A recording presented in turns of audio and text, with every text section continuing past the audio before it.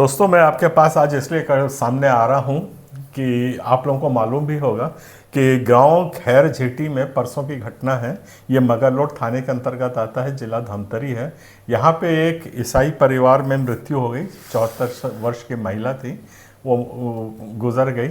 और जब उसके गुजरने के बाद उसके शव को लेकर के दफनाने के लिए जब गए, तब वहाँ पे गांव वालों को कोई आपत्ति नहीं थी, पर कुछ लोग बाहर से आकर के, उसमें बाहर दूसरे गांव से आकर के उन लोगों ने आपत्ति करी कि नहीं, हम इसको यहाँ पे दफन कफन नहीं करने देंगे, ये सरकारी ज़मीन है।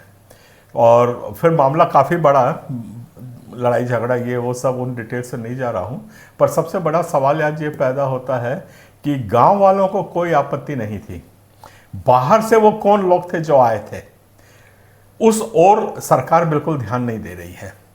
और बाहरी लोग आकर के हर जगह हंगामा ईसाई समाज के विरुद्ध में कर रहे हैं और सब मूक दर्शक बने हुए हैं। घटना को मैं थोड़ा आगे और लेके जाता हूं, उस बात को आप समझने की कोशिश करिए कि जब उसको वहां पे नहीं गाड़ने दिया, शव को वहां पे गाड़ने नहीं दिया, दफन नहीं करने दिया, वो 2-3 सवाल हमारे रेस करता है। सबसे पहली बात यह है कि जो शमशान घाट उस गाँव का जो है वो सरकारी भूमि पर है, और सरकारी भूमि पे किसी भी जात का, किसी भी धर्म का कोई भी व्यक्ति जो जा करके वहाँ पे अंतिम संस्कार दे सकता है। ये हमारा संवैधानिक अधिकार हर एक धर्म को और हर एक समाज को दिया गया है। तो सरकारी जमीन में दफन नहीं करने देने, रोकना, नहीं करने देना, ये एक बिल्कुल अपराध है।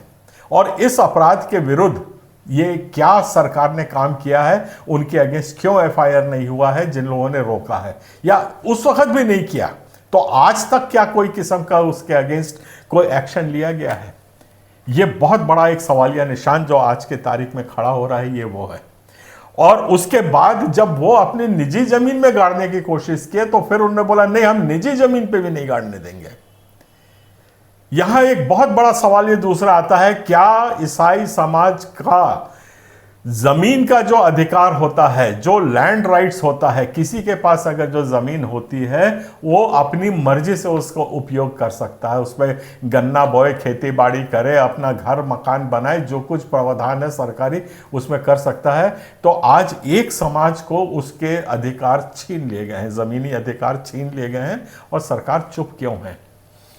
एफआईआर लिखना तो हमारे लिए एक बहुत दूर की कौड़ी हो गई है। हमारे तो कोई एफआईआर लिखे ही नहीं जाते, चाहे हम एड़ी चोटी घिस लें, जो कर लें।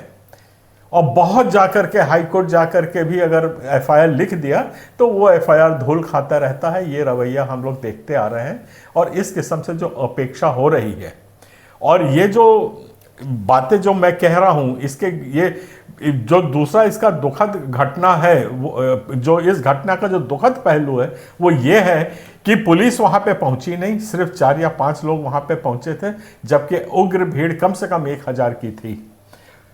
उसके बाद वहां पर पे जो एसडीएम और बाकी लोग जो पहुंचे थे, वो जो अधिकारी जो गए थे, जिला अधिकारी वहां पे गए थे, वो कुछ देर तक बात करते रहे और वहां से वापस चले आए। उनके सामने भी हम लोगों ने यही सवाल रेज किया था, क्या हमारे अधिकार समाप्त हो गए हैं? हम अपनी जमीन पे, सरकारी जमीन पे कर दो। बिल्कुल मौन थे, चुप थे, कुछ नहीं कहा उनने, और उठ के अपना वो चले गए। ये हाल रहा है हमारे उनके व्यवहार का।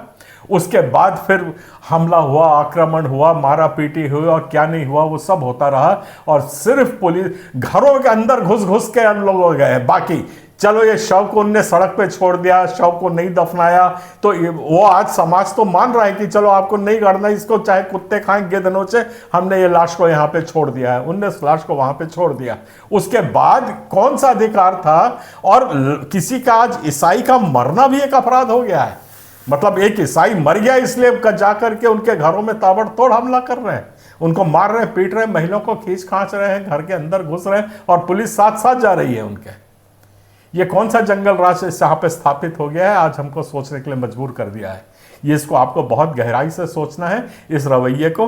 और उसके बाद जब उन लोगों से जिला लेवल पे नहीं समझा तो उनने हम लोगों को फोन किया, और मैं पूरे ताकत के साथ बताता हूं कि मैंने एसपी साहब को कम से कम 10-12 बार वहां से फोन किया, यहां से उनका फोन स्विच ऑफ आया।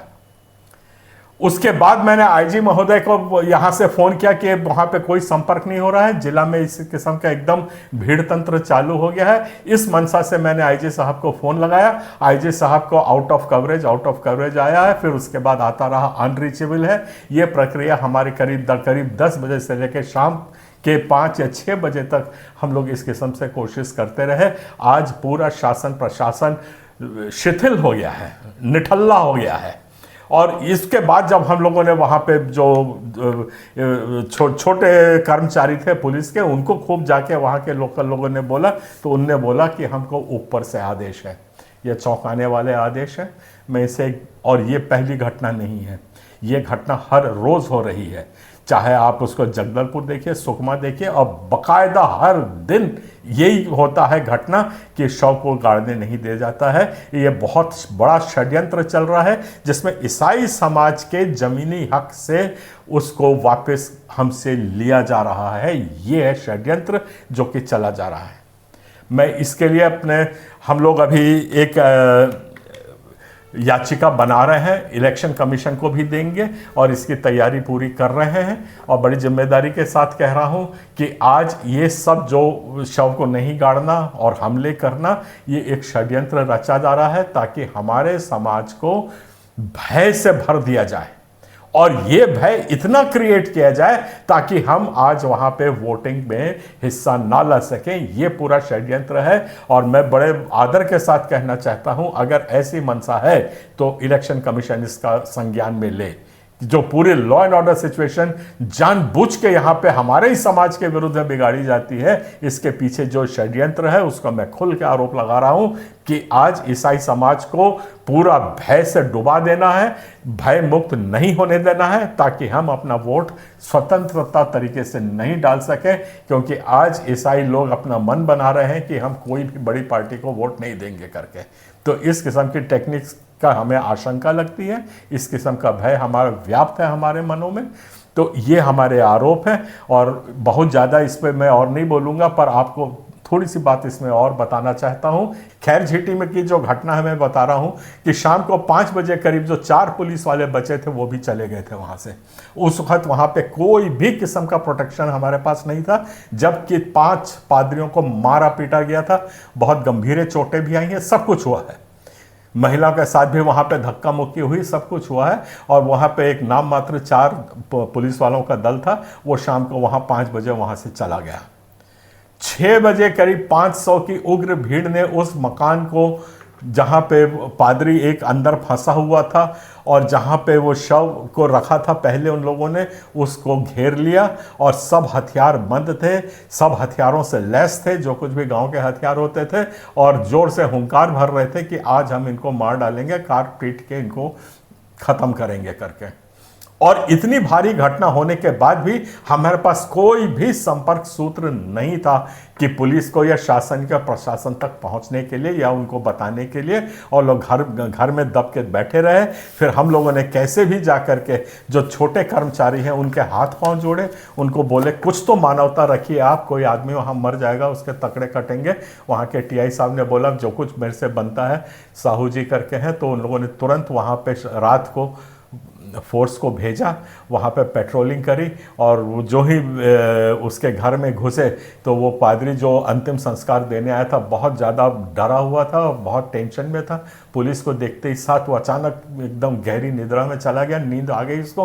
वो तो उसको पुलिस ने बहुत अच्छी तरीके से उसका मतलब रहमी के साथ पेश आए और उसको आराम से सोने दिया, और रात को 2 बजे जब उसकी नींद खुली तब उसको उठा करके घर के ले गए। ये कर्मचारी का था, पर ये आला अधिकारियों ने आज हमको जवाब क्यों नहीं दिया, ये बहुत बड़ा एक प्रश्न चिन्ह रेस करता है। और ये अशांति अगर इस तरीके से फैलती गई तो मैं कई बार बोलता आया हूँ कि ये सिर्फ हमारे समाज तक सीमित नहीं रहेगी, ये आग बढ़ती जाएगी, बढ़ती जाएगी, बढ़ती जाएगी, और हमारे सारे अधिकार तो छीन ही लिए गए हैं।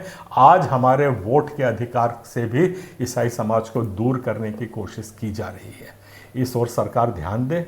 बाकी जो कुछ कॉन्स्टिट्यूशनल संवैधानिक विकल्प हमारे पास है वो सबको तो हम लोग उपयोग में लाएंगे, पर ये एक बहुत बड़ा काला धब्बा आज शासन प्रशासन पे और हमारे सरकार के ऊपर लगा है, जिसके लिए मैं फिर से आग्रह और निवेदन ही कर सकता हूँ कि सरकार जागे, न्याय दे। आज हम न्याय के भूखे हैं। इन बातों से अपनी बात को समाप्त करता हूं। मैं अरुण पन्नालाल बोल रहा हूं, अध्यक्ष छत्तीसगढ़ क्रिश्चियन फोरम रायपुर से हूं। सबको जय जोहार, जय छत्तीसगढ़, जय मसीह।